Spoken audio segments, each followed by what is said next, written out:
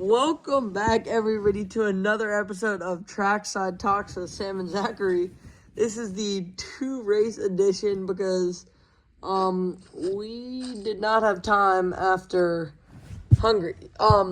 So the first thing we're talking about is the Hungarian race. Big pointers there. Oscar Piastri got the win. Huge for him. And also, I mean, it was a little bit controversial, and I think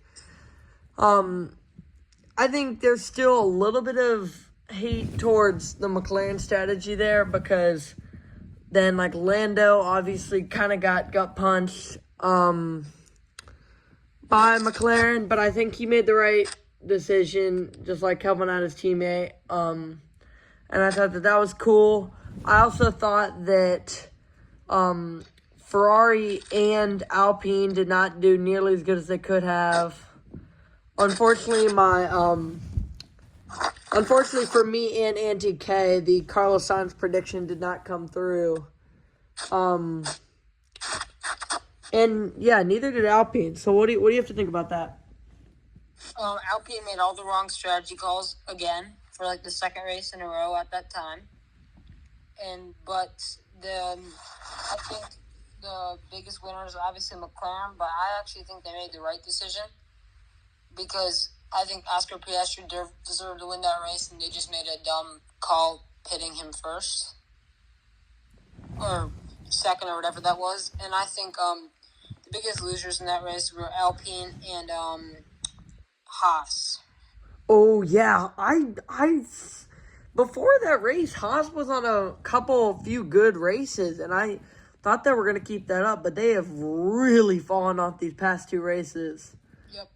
Nico Hulkenberg is just not in qualifying too. They've both been awful. And Aston Martin, their car has gotten significantly worse over the past two races, getting 10th and 11th this race, or last in Hungary, and then I don't know what they got They got 8th and 11th in Belgium, so not very good. Yeah. And then on to the Belgium Grand Prix. Obviously, huge race for Mercedes.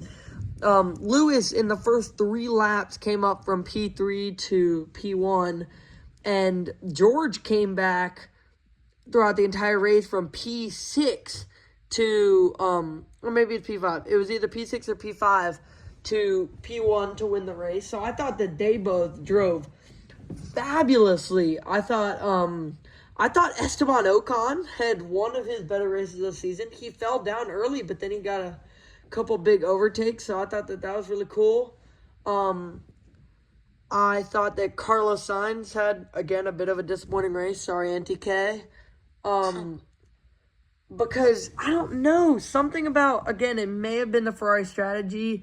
He was riding in first for a long time because he just stayed on the hard tires for the first, 22 laps of the race, which got him into first. But then when he finally pit stopped, he dropped down to, 7th, and even with the medium tires, he just kept on dropping. So that was, I think, a very tough race for him, considering he started higher than that. I thought that Pierre Gasly could have done better, but I think overall Alpine actually did pretty well. So George got DQ'd. You know that, right? Yes, George Russell did get disqualified. I thought that was, I mean, rules are rules, but I think that that's extremely disappointing for him. I mean, he has not won many times in his career, and that was probably the best race of his career. He drove absolutely flawlessly, and his one pit stop strategy, basically when you're driving around, the tires just get shredded up, which makes them lose weight because pieces of them fall off, and I believe that was what caused his tires were 1.5 kilos under, which is just an insanely painful way to go out, because I think that was the best race of his career. And I'm very, very happy that obviously Ocon got 9th place, which is the highest place of the year, and Pierre got 13th with using with bad strategy. So I think if their car continues to look like that and they continue to race like that, they'll keep moving up. Oh, totally. Also, a little side point here. Do you like the new Alpine liveries? Yes, I do. I love the paint job. I think it looks much nicer and more clean. I completely agree. I love the it almost looks like a Haas vibe, but it looks way cooler. It looks like I love it. With the black. Yeah, with the black and red. Alright, so few other big points. Carlos Sainz going to Williams. That's big news. I'm super happy for him because I was really worried that he was not going to get a spot, even though he's one of the best drivers on the grid. I believe the reason that he turned down Sauber was because he doesn't believe in wait, who is taking them over? Hyundai? No. Anyway, I forget who's taking them over, but next year, Sauber is going to be owned by, I forget who it is. It's Audi. It's what? Audi. Oh, you're right. It is Audi. I don't think he totally believes in that strategy. I think the reason that he turned down, I honestly can't think of a great reason on why he turned down Alpine. I think Alpine's probably and I think next year they will be a stronger team than Williams, but I still respect that decision. I'm super happy for him to get a seat. And then you can talk about Esteban Ocon. So, Esteban's been working with the new Haas, owner or manager or whatever, since a long time. He was his first Formula One engineer, so he thinks about him very highly, and I'm very happy because I think Haas is on the upswing and Alpine is on the downswing, so I think he actually got a very good trade-off on teams.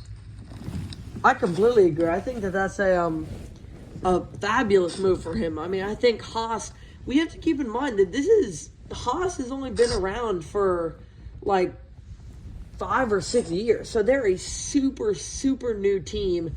And every single year they've gotten something better than the year before. And I think if they can get a good car next year, they could even be competing with Aston Martin and very high middle grid instead of just fighting for points at the very, very back. So I think it's great for him. I completely agree, and I also think that they will probably end up in maybe 5th or at least 6th next year. So I think it's a very good move for Esteban, and I also think that switching topics, I think it was a very, very bad decision by Red Bull to keep Sergio Perez. Okay, yeah, I think that was a very, very interesting move. So I think that their thought process here is that it's a lot of work to break someone's contract. And Perez does have a contract that finishes this season. And again, I know that he's not good enough to be driving a Red Bull car, but he still does often get points. And I think that they think that with Max, they can hold off for the rest of the season. Because remember, they don't, surely after this season, they'll get rid of him. Surely. So, yes. If they can just win this season with him there, that means that they won't have to break his contract and they'll still get the win. So, I think that that's what they're going for. I agree with you, though. I think that that's a very, very weird pick because he has just been looking worse and worse, especially after starting in P2 this race. I mean, to drop down that far immediately in the race, he had a slow reaction time. And then he got overtaken and then overtaken. I mean, it's just very, very, very poor race for him. And I thought there was no chance that he stayed. But I think that's big. Also, Logan Sargent leaving Formula One. Not too big of news. I mean, I think a lot of people could have seen that coming. I don't know. It just never really seemed like he was going to go anywhere. But now Carlos can have a spot, so very cool. Yes, and I also think Carlos and Albon have known each other for a while, so I think there'll be a good duo on that team. And I think Williams could be potentially like a 7th or 8th place competitor this year. Definitely. And I think that Alexander Albon has probably some of the highest potential of anyone on the grid. When he first came into the league, the first team that he ever raced for was Red Bull. It was the middle of the season, and Pierre Gasly wasn't doing good enough for Red Bull, and it was just like this Checo Perez situation, and they picked Alexander Albon, and he did not amazingly, but good enough in a Red Bull car for me to think that if he ever gets in a better car, or even if Williams can make a better car, then he will be a very, very, very good driver. I completely agree with that. And also, I think another big winner from this weekend was actually what am I thinking of?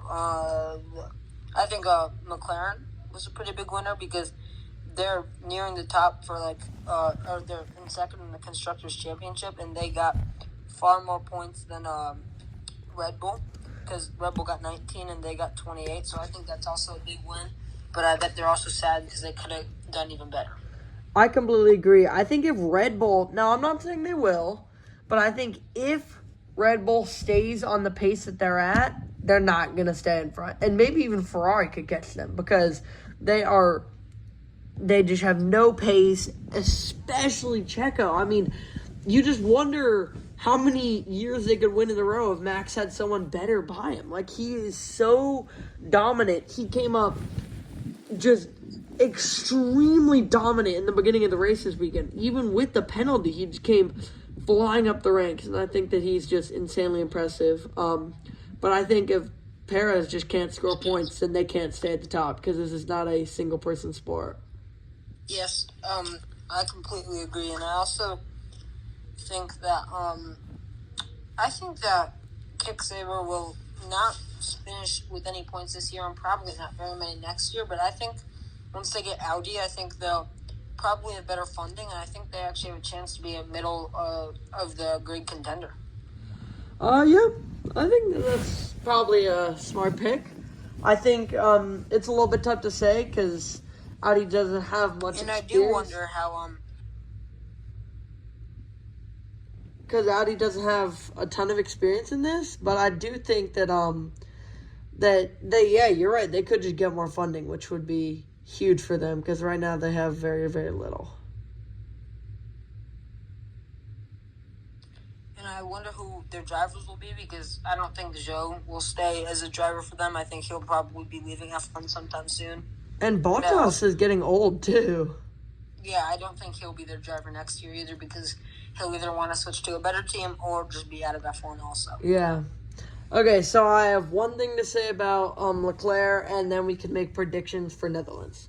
Alrighty. So the one thing about Leclerc is I agree that he has been disappointing from what we saw at the beginning of the season. But I think now, basically everyone you ask will tell you that Ferrari has the 4th fastest car, which would put them behind Red Bull, McLaren, and Mercedes.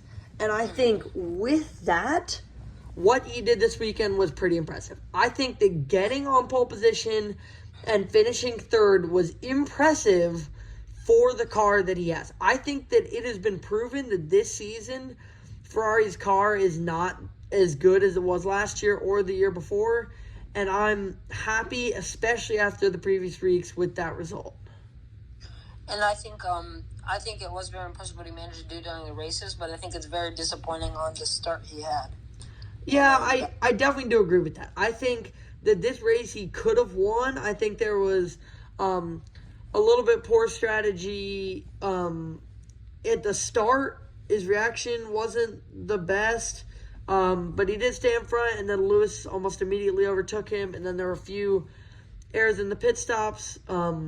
But I think he's back on the up and up. I think he's finding out what he's here for again, and I'm happy about that. All right, so now let's make Netherlands predictions. You go first. Top 10.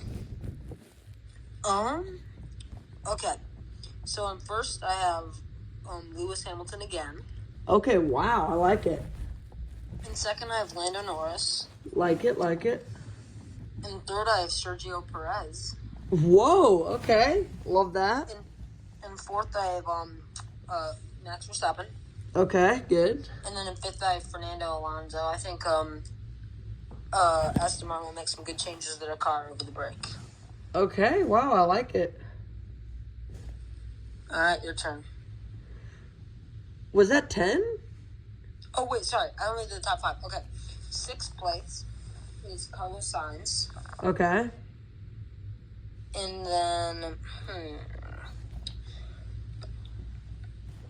seventh place will be Esteban Ocon. Okay. Eighth place, George Russell. All right, I like it. Ninth place, Yuki Tsunoda. Okay. And then in 10th place is Valtteri Bottas. Ooh, okay. I like that. But I actually think that will be the only point Kick Sauber scores the whole season. Okay. Alrighty. Okay, so, and I know you're going to say that this is the obvious pick, but I have to say Max. For 2 reasons. Number one, he looked incredible in this past race. I mean, the race that he had, because of where he started, was phenomenal. I think his qualifying was great. Now that he has no penalties, I assume he will qualify 1. It's a home ground in the Netherlands, and he's won this race the past 3 years. So I do see him getting first. In second, I see Lando Norris. In third, I see Lewis Hamilton. In fourth, George Russell. Fifth, Carlos Sainz. Sixth, Charles Leclerc. Seventh, Oscar Piastri. Eighth, Daniel Ricciardo.